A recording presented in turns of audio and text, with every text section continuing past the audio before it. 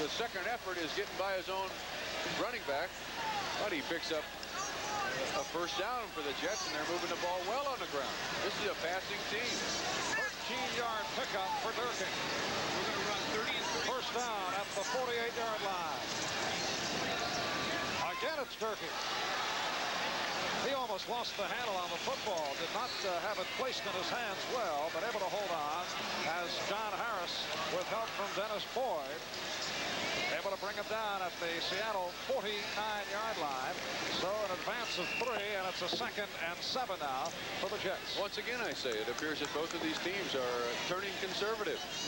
Maybe they're a little bit afraid with Todd throwing the 3 interceptions. Let's not throw it quite so much. They'll still throw it down the field. All right, Walker left, Gaffney right. 13. And now Todd to throw. And he throws the middle. He's got more. First down for the Jets. Washington turns his way inside the 35-yard line. Keith Butler, the linebacker on the right side, stopping Kevin Long. Beautiful run by Long after the reception. Yeah, and that's the discretion I was talking about with Richard Todd. He's got to look for his backs out of the backfield, especially when Seattle's going to total zone coverage. You can see that Long is his second or third receiver, and then it's up to Mr. Long. And he does a little whirling dervish here for about another 2 or 3 yards. Another first down. The Jets were very upset by a Buffalo writer last week who wrote that the Jet running backs are a bunch of nobodies. And Walter Michaels was able to make use of that statement on the clubhouse bulletin board. This one of the nobodies, Kevin Long. And Long again trying to twist and turn his way for extra yardage. Sammy Green, linebacker on the left side, making the stop. He's an exciting runner. Yes, he is. And you mentioned the nobodies. I remember a few years ago there was a defense down in Miami called the No Names. That is some make them famous nobodies. Yes, well, not quite so. Mr. Long is having a fine day for himself. That time he picked up 6. Clark Gaines has come on now in that Jet backfield. It's a 2nd and 4 at the Seattle 26-yard line. The handoff for Gaines, but he is stopped at the line. Hard hit by the middle linebacker Terry Beeson as Gaines trying to pull his way through. 4 minutes and 50 seconds remaining in a fast-moving third quarter by virtue of the ground game by both the Seahawks and the Jets. Interesting statistic. Seattle has been in business for 3 years, and they average 2.5 years NFL experience. The Jets, on the other hand, average 1.7, and they're a veteran football team supposedly. Bruce Stevens has come in at wide receiver, rookie out of Columbia. That's Durkin peeling off. 3rd and 3. This is Gaines turning the corner, and he's got the first down. Clark Gaines moving to his right, led by Scott Durkin. His backfield partner and the strong safety, Autry Lehman, was able to make the stop on number 21, Clark Gaines. I claim the influence of Kansas City on this play. This is one of the wing T plays where you have a running back in motion. He blocks for the other one. And it's not very pretty, but he picks up 5 yards and a first down. Yes, sir. Marv Levy has an influence on the rest of the NFL. It's a first down at the Seattle 18. Long is back replacing Gaines. Wesley Walker is back for Bruce Stevens. And again it's Long. That time he could not get into his center step back. Refused to go down, but the whistle had blown, and the play was blown dead. John Harris, the free safety, a name you have been hearing right throughout, and on many of the Seattle tackles, with help from Keith Butler, making the stop. Yeah, Dennis Long is not particularly big, 6'1", 205, but he shows me tremendous ability to keep on his feet. That's a fine day for Mr. Long, 68 yards. 2nd and 7. At the Seattle 15, Seahawks lead it 17-14 on the 45-yard field goal by Herrera. Durkin with a straight-ahead move. And he is short of a first down. Scott Durkin, who finished last year very, very strong, was thought of primarily as a blocking back because that's his role at Purdue, but has come on as a strong runner. Sammy Green making the stop on Durkin. And it will be now a 3rd and about 2 at the 11. Here we got the big guys in there, the double tight end, and the big running backs with Gaines Sims and Durkin are the running backs. You can hear the crowd urging the Jets on as Todd and trouble to fall down. Todd looked to be undecided, and it was Steve Niehaus who was able to come up with the sack. No indecision on the part of the right defensive tackle, Niehaus. Yeah, and I don't really think we can blame Richard Todd for that. Somebody missed Niehaus cold. He beat the offensive guard to Richard Todd from Notre Dame, and probably the most successful high school football team in the nation, Moeller High School in Cincinnati. It is a 37-yard field goal attempt for Pat Leahy, who has been perfect 4 for 4 thus far this year, and this one is good, and we're tied at 17. Well, Leahy pulling it through the Seattle Seahawks, and the New York Jets are 17 apiece with less than 2 minutes remaining in this third quarter.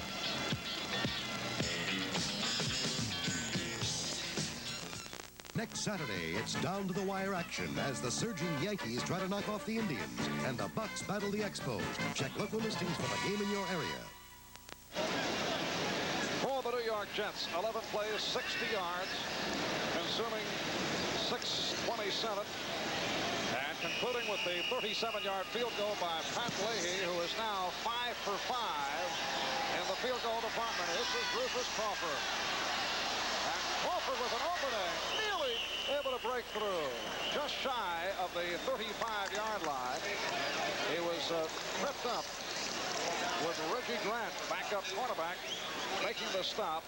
And now Zorn and friends go to work. First down at the 35-yard line. That last graphic is 6 minutes and 27 seconds consumed by the New York Jets, uncharacteristic of the New York Jets. They're not normally a ball control type offense. They throw it down the field and look for points. That's a step in the right direction. First down at the 35 with a minute and 45 remaining in this third quarter. And the handoff for Hunter on the street. Al Hunter able to bring to the 39-yard line. Abdul Salam, the nose tackle, combining with strong safety Schaefer Suggs, making the stop. A look at the Jets defensively. Tillers, Salam, and Quecco up front. Buttle, Hennessy, Hennigan, and Martin are the linebackers as they operate out of the 3-4.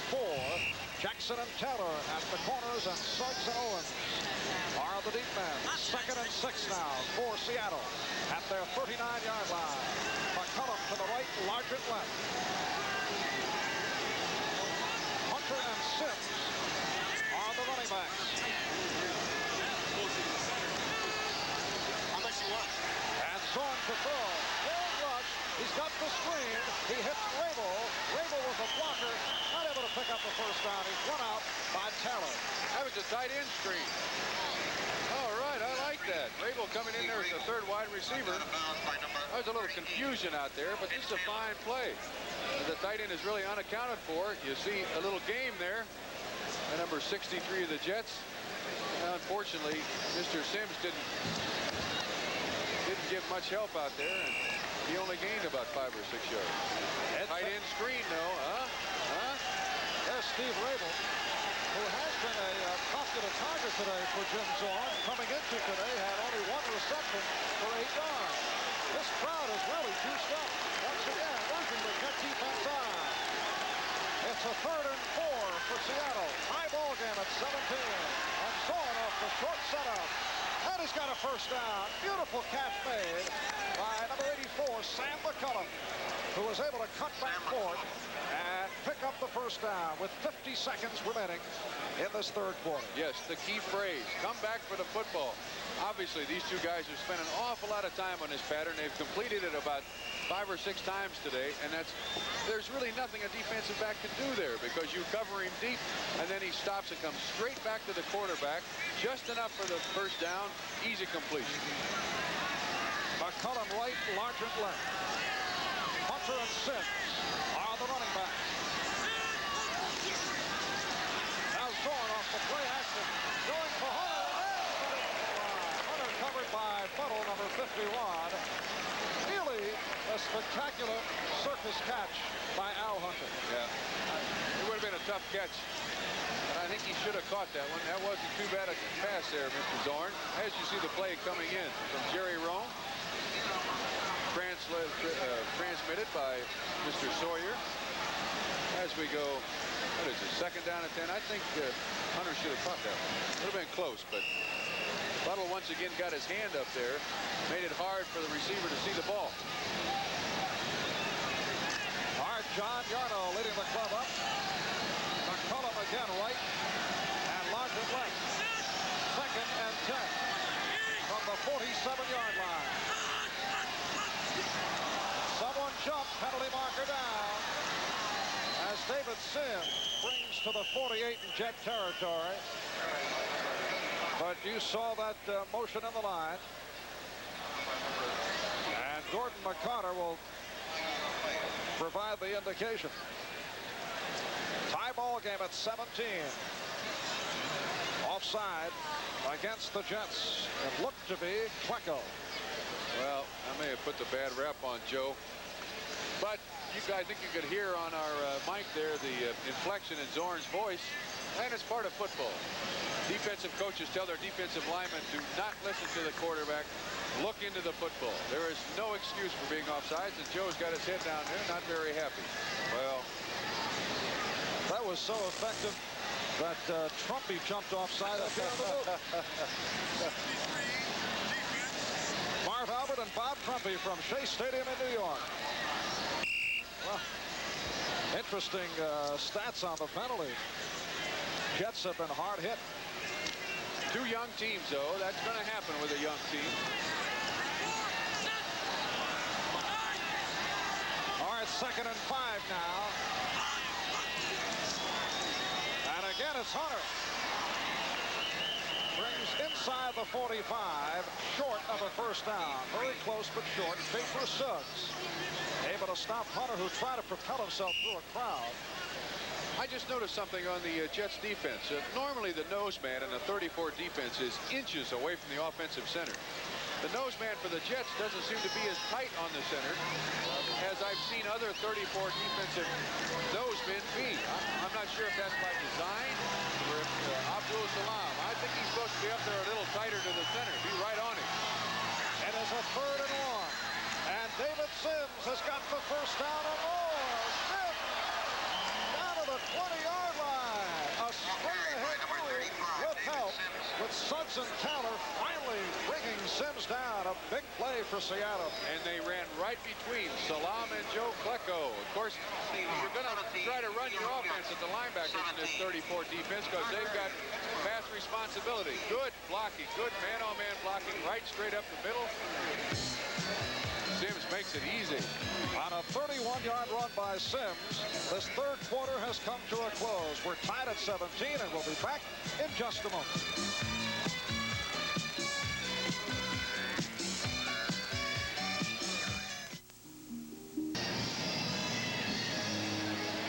Marv Albert and Bob Trumpy from Shea Stadium in New York as we head to the 4th quarter, and we're tied at 17. Some long-range field goals providing the scoring in the 3rd. A 45-yard field goal by Herrera, giving the Seahawks a 17-14 lead, and then Leahy answered back from 37 yards out with 2 minutes remaining 3rd quarter. David Sims just unleashed a 31-yard pickup. He is now 13 carries for 90 yards, and Seattle opens up this 4th quarter 1st down at the Jet 19-yard line. This is Al Hunter trying to stiff arm his way through. Penalty marker thrown in the secondary. Al Hunter on the slant, stopped by Hennessy and Pillars, but a flag is down. 2nd and 9.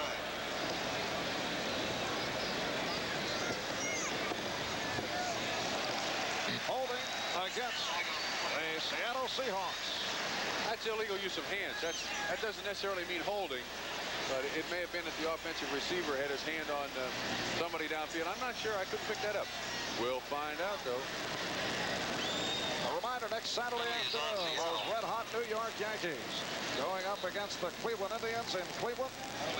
And Pittsburgh and Montreal. Pirates, of course, very much alive in that race in the National League East. And 2 weeks ago when we were in Seattle, the Yankees were 5.5 games out. What are they now? 2.5 up? 3.5. 3.5 up. Amazing. Wonder what Billy Martin's thinking. first down and 20 at the 29-yard line. And here is Zorn to throw. Let's see if they called the ball dead. They did. The whistle had blown, so it is no fumble. It is Abdul Salam able to get to Jim Zorn after Zorn was able to elude the first rush of the front three by the New York Jets. Well, the Jets defense is coming alive here with a couple of blitzes.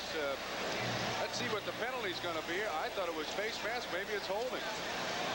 Face mask against the Jets. That'll give them the first down, I believe. I think that was an inadvertent face mask penalty. Good rush here by the Jets. Linebackers coming. And Klecko gets in there. Yes, sir, Joe.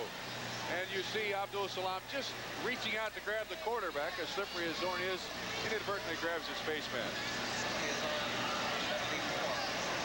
That'll be 1st and 10. That's what I thought. And we apologize. The microphone on the field has not been operating, or it has been operating upon occasion. So we are reading Gordon McCarter's lips. All right. Seattle. Now first down. At the Jets 29-yard line. 1st and 10.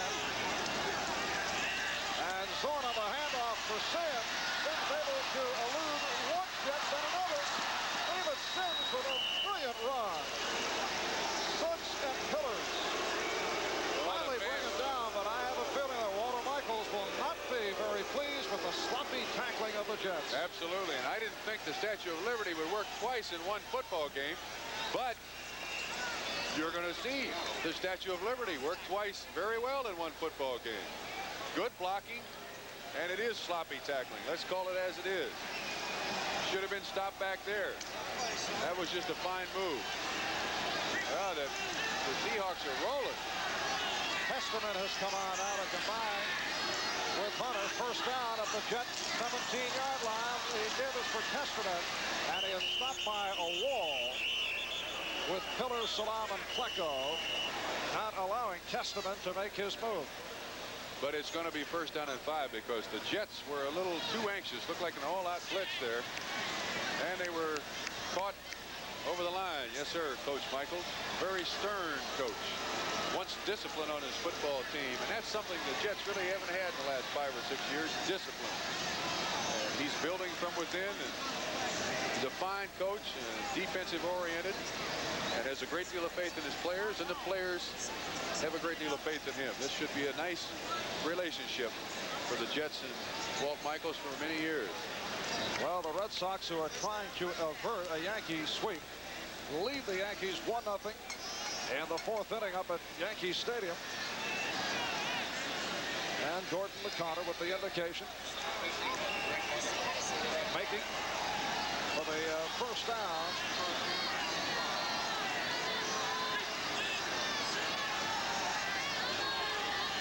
Hunter and Sims are the running backs.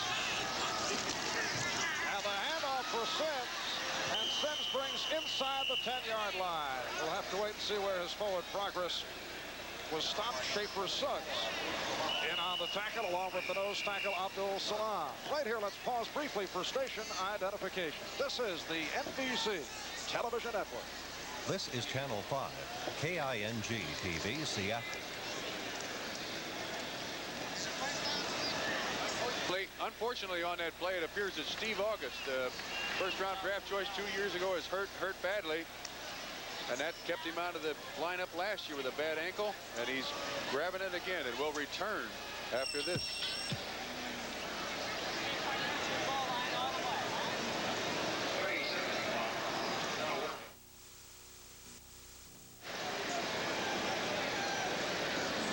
Upcoming here on NBC next Sunday, a full slate of National Football League action, starting with NFL 78 at 12:30. Steve August replaced by Norm Evans at right tackle. It is a 2nd and about 2 for Seattle down at the Jet 9-yard line. We're tied at 17. And Zorn takes it himself on a keeper. Amazing. Beautiful fake by Zorn. And he has picked up the first down. First and goal now for the Seahawks. Schaefer Suggs making the tackle on Zorn, but a penalty marker down, and it's going to be called back. A hold against Seattle. As I said in the first half, Jim Zorn and the Seattle Seahawks will do absolutely anything to get the ball up the field. This is a broken play, and they gained 6 yards. Well, when things are going your way, that's what happens. But it's all for naught. Holding on somebody. And we'll never find out who. I'm not so sure that's not a good idea. I never liked the official telling everybody in the stands that I was holding somebody. You're talking from the player point of view. Well, of course, I've got to. As a reporter now, Bob, you want to know. Come on. Okay. All right, second down for Zorn, who throws to the corner. Great catch made by Largent. Covered by Owens, but again, a penalty marker is down. Leaping catch by Steve Largent. That flag is going to be defensive pass interference on the Jets. They're going to have the Seahawks are going to have the ball first and goal. Talking to Norm Evans, he replaced Steve August, and of course, he is one of 7 veterans left out of the veteran allocation for the Seattle Seahawks. He came from Miami, was the captain of Miami's football team as we watch again. And what a replacement for a young man. Well, you can't really see the pass interference, but it was on the guy covering Duke Ferguson, Schaefer Suggs, on Eddie Taylor. All right, the official. No, it was on Schaefer Suggs, number 23. We didn't see it in the picture. Shame on you, trying to get away with things like that. Well, that's that rule that you can't touch him down the field. Schaefer Suggs, number 23. First and 10. So, first down at the 14-yard line. 13 minutes remaining fourth quarter. Jets and Seattle are tied at 17. Sims and Hunter are the setbacks. That's Sims. David Sims, who has hit the 100-yard mark today, over 15 carries. And he was stopped by Lawrence Pillars. Yes, penalties have certainly played a major role today. Jets 59 yards penalized. Seahawks 30 yards. Once again, I wonder why the conservatism in both of these offenses. As Norm Evans comes off, Steve August goes back on. That's a refreshing sight for Seattle fans. August seems to be okay. He was holding his ankle, obviously not hurt too bad. Second and 5 from the 9, and Testerman bottled up after picking up short yardage. Hennessy and Hennigan